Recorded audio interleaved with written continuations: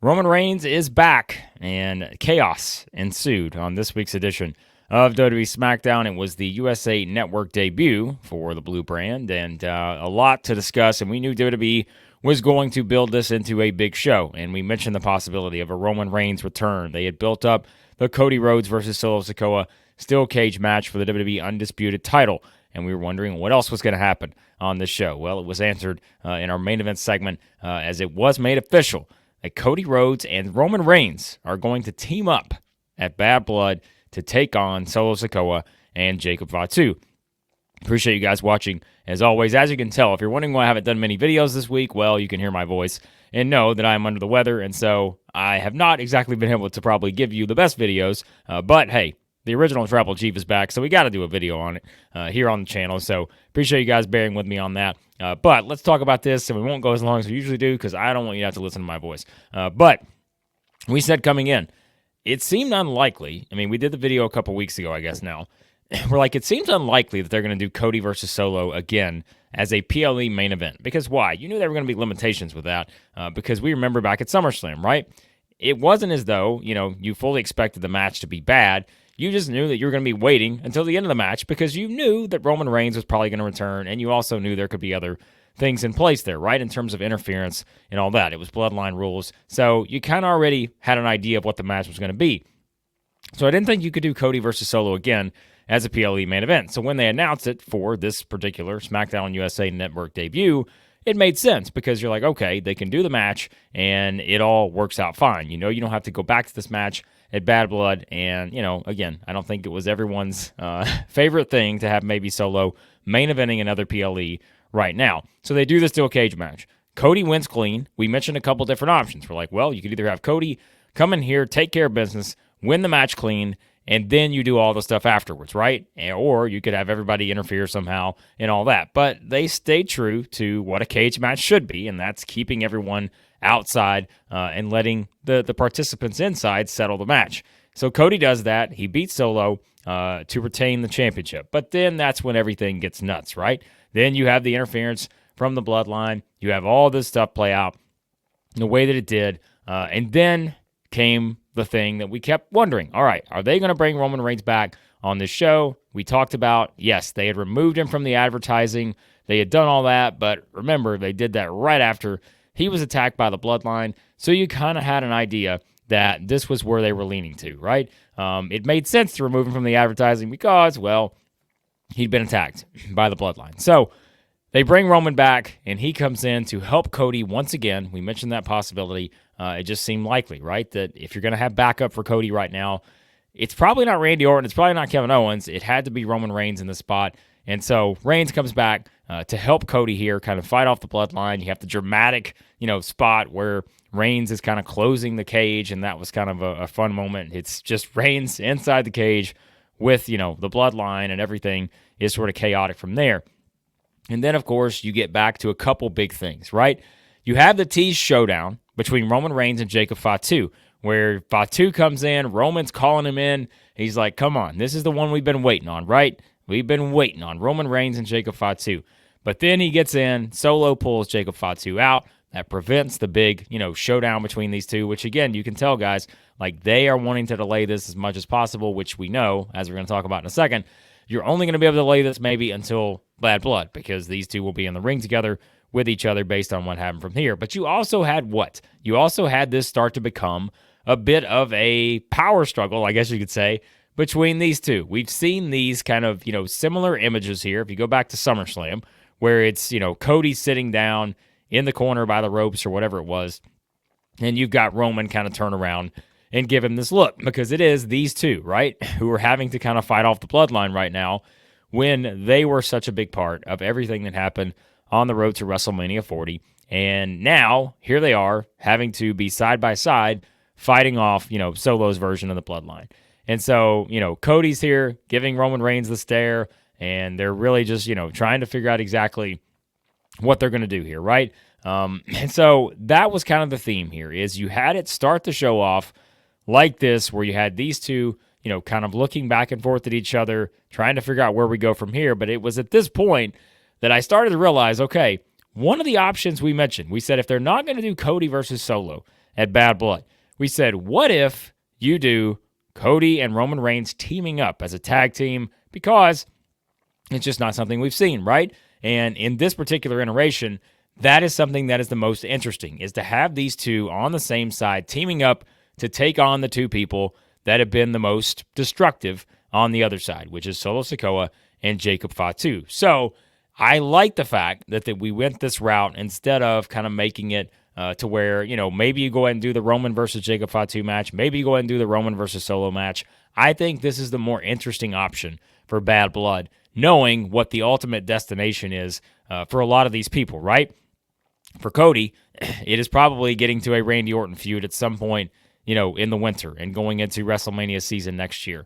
For Roman, it is getting into the Bloodline Civil War, which is going to be the main theme of Survivor Series at the end of November, and he's going to continue to have those interactions with Solo, with Jacob Fatu, and everyone else. And then, again, for the Bloodline, it is kind of continuing to try to bring down the two people who have really been the biggest thorns in their side, which has been Roman Reigns and Cody Rhodes. So I like the way they kind of put it all together here, and I do think the tag team match is very compelling because, there are ways that now you have to figure out, how does this tag team match play out? Because you do have Roman and Cody, and you're like, well, you really can't see either one of those two losing, right? But on the other side, you're probably saying, well, can you see anyone pinning Jacob Fatu right now? So maybe that does, once again, leave Solo as the odd man out. We'll talk about that match, though, once we get to the Bad Blood predictions here in a couple weeks. But for now, I think what it sets up is now you have all the different, kind of things that have been teased, right? Roman still wants a shot at that championship again at some point. Because that's kind of how they position it, right?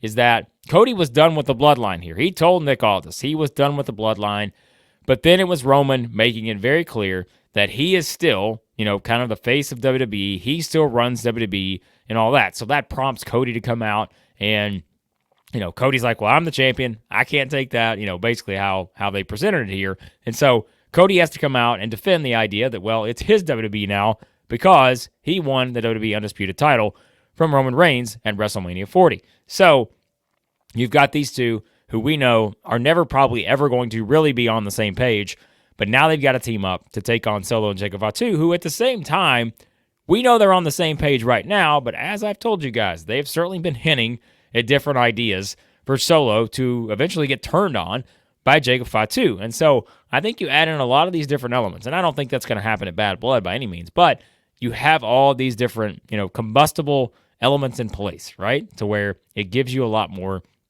intrigue as to what you do with this match, and it also kind of keeps you right here. I don't want to say a holding pattern, but it kind of keeps things a little bit calm for right now, knowing these are the 2-on-2, kind of match that you're going to get. And then you start to wonder the same thing we've been wondering for a while now. When do you get everyone else back into the mix, right? There are a lot of different people that have to come back into this thing in order to get it to Survivor Series at War Games, which, like we said, is still a little ways away. We're still, 2.5 months away from that show. So you still have to get there, and you still have to bring Jimmy back. You have to bring Heyman back. You have to bring Jay probably and Sammy into the mix somehow. You have to maybe add another member on Solo's side, which, as we said, could be Hikuleo.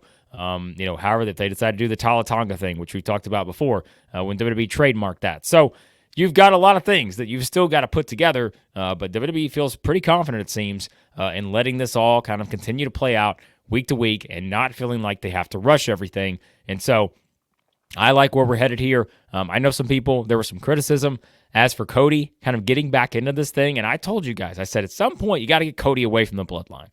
And, now he's kind of dragged back into it for another at least several weeks here because he is going to team with Roman at that show.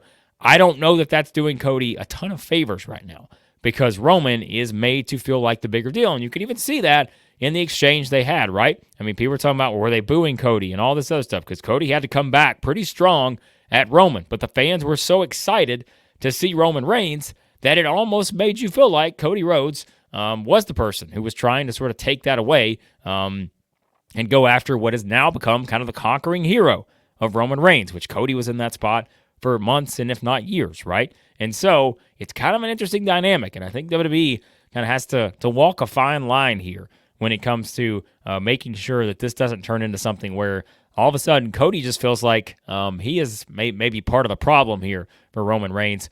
But we're going to see how they kind of make this play out here moving forward. But I thought, again, for everything that they wanted to deliver, you got Roman Reigns back, and that was the biggest thing you could do on this particular show. So we'll have more thoughts on that when I can speak better, for one, because I'll have a bit more in-depth thoughts, and I am going to have some videos on the stuff with Roman and Cody here coming up soon. So I'll go a little bit more in-depth as to what I think WWE may be sort of hinting at in terms of where we're going next with all this and how things could play out maybe at Bad Blood and all that. But again, I'll get my voice better so you guys don't have to listen to me for much longer on this video. But let's quickly run through everything else on SmackDown. As you did have Randy Orton, as we thought, be the mystery partner for Kevin Owens. So he returns. Unfortunately, takes the spot away from Ricky, who Ricky was, the shining MVP. If Cody thought he had a Roman Reigns problem, he may have a Ricky problem, because Ricky got one of the biggest pops of the night. The crowd was chanting for Ricky, but unfortunately, he took the stunner, Kevin Owens. And Owens and Orton successful against Waller and Theory, just as you thought, but continuing to kind of push, that unit between those two, the friendship between Owens and Orton. And like we said, we kind of just wait now to see what the next step is for both of those, because you would think that Orton's going to eventually get into that title picture with Randy Orton, and maybe Owens gets back into it as well after Bad Blood when Cody's finished with the Bloodline. Maybe. Is Cody ever going to be finished with the Bloodline? We joke, but again, Cody just keeps getting dragged back into this stuff, even though he wants out. So they were successful. Again, I just thought Orton was the partner that made the most sense, and now he's back on SmackDown, and we see what these two can do moving forward, and how maybe they factor back into the championship picture after Bad Blood. Elsewhere on the show, you had Nia Jax and Tiffany Stratton kind of issue a challenge to Bayley and Naomi. Next week, we're going to have the tag team match. Those two, or those pairs, teaming up with, kind of the stipulation in place that if Bayley or Naomi were to pin Stratton or Jax, then they would be the ones that get the title shot at Bad Blood. The alternative is that if they lose, then whoever loses is gone from SmackDown. So I like the fact that they kind of added that extra stipulation in there. You would think there's probably a scenario where either Bayley or Naomi pin Tiffany Stratton. I don't think either one pins Nia Jax here.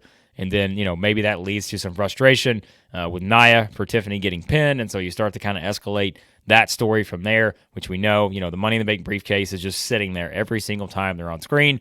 And we know that's already really the tension you need to build up between the two. So I think that's probably the most likely, thing that plays out next week. But by adding in these, one of you guys are gone from SmackDown stipulation, at least makes it a little more, I think, fascinating to see if they were to do something else. But you would think maybe that one of them's pinning Tiffany Stratton next week.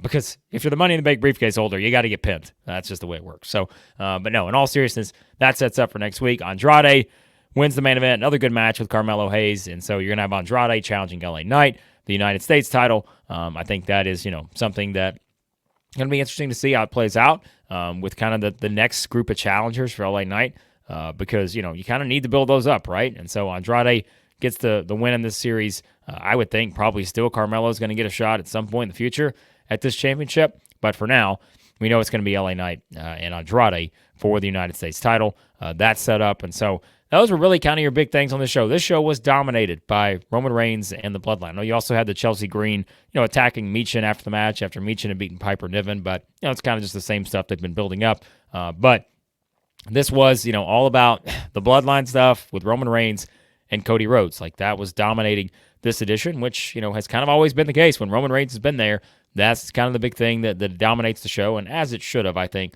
on this particular episode, because that's the most compelling thing that you're working towards right now. See how this tag team match plays out. You now have the interesting visual of Roman Reigns and Cody Rhodes reluctantly teaming up to try to finish the Bloodline because Roman wants his revenge. Cody wants to get the hell out of there and stop dealing with the Bloodline. So you've got that in place. And then you've got the crowd reaction to Cody and how that's going to maybe continue to play into how this thing moves forward as long as he is kind of connected to Roman Reigns, which, again, we know he's going to be for at least several more weeks.